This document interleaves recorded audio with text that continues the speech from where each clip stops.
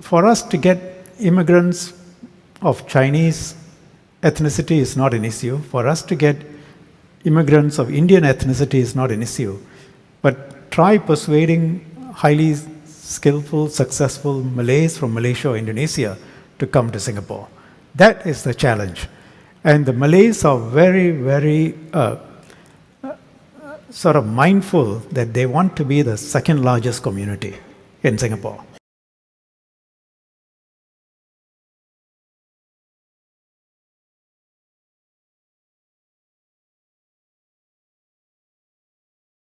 And the question is, what does the future of Singapore's pluralism look like? When will Singapore ever be able to move away from the CIMO structure of pluralism? I have 2 points on this. One is what happens now when we have interracial marriages, and mom and dad are different races. Firstly, I'm not sure. I suspect the authorities will choose dad's race. No, the families choose. The families choose, okay. But, I mean, that's sort of not reflective of what their actual race is. There are about 200 other races that are included in the registration now.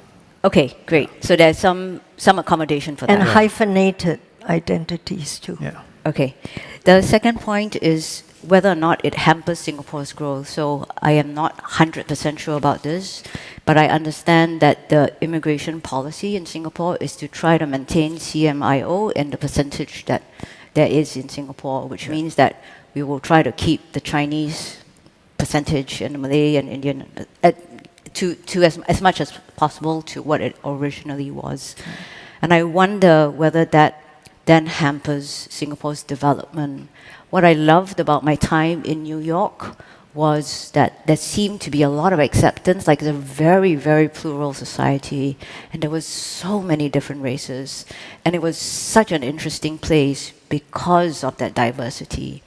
And I wonder whether we can move towards that, right? Can we have a vision for even more racially, ethnically, culturally diverse country? Yeah. Hegji, can I just deal with that point on immigration and percentages? Government is publicly committed to keeping our racial percentages more or less constant. Why? A lot of people think it is actually to keep the Chinese percentage at 70 odd. No, that's not the reason. This is where the rubber hits the road, and policy has got to deal with practicalities. The main community that is concerned about immigration are not the Chinese or the Indians.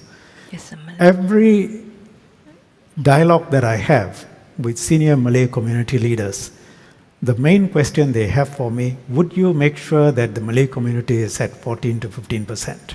Because for us to get immigrants of Chinese ethnicity is not an issue. For us to get immigrants of Indian ethnicity is not an issue. But try persuading highly skillful, successful Malays from Malaysia or Indonesia to come to Singapore. That is the challenge. And the Malays are very, very sort of mindful that they want to be the second largest community in Singapore. Now, you mess with that, you undermine Malay confidence. So our guarantee that these percentages we will do our best to keep them constant is actually because of the Malay community. Yeah. Thank you, Minister. I just wanted to add that, I'm someone who accepts all races and would like to, treat everybody in the same way.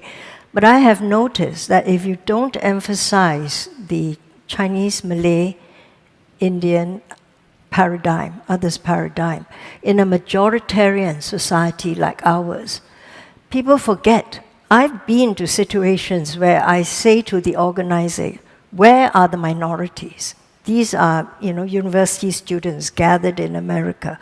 You have to make an effort to make sure minority views are represented. And that's because we are so aware of the different ethnicities in our country.